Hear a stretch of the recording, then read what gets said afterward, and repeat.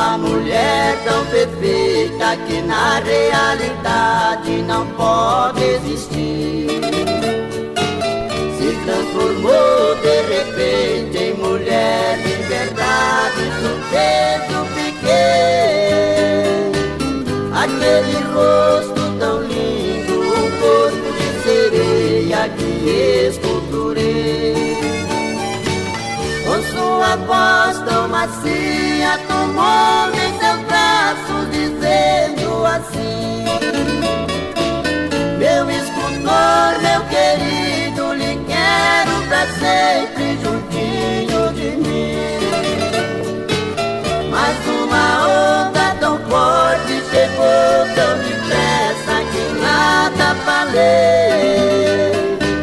Me despertei no segundo, notei que era um sonho, confesso, chorei.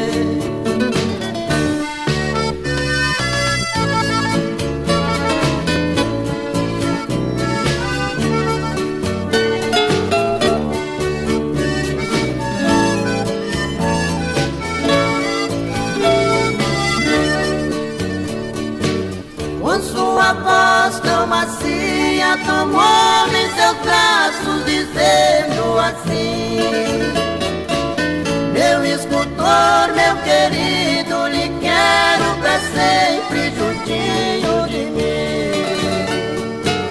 Mas uma onda tão forte chegou tão depressa que nada falei. Me despertei no segundo, notei que era um sonho, confesso, chorei. Minha escultura de areia, quanta tristeza senti. Quando acordei assustado, olhei do meu lado e não mais me vi. Minha escultura de areia, quanta tristeza senti.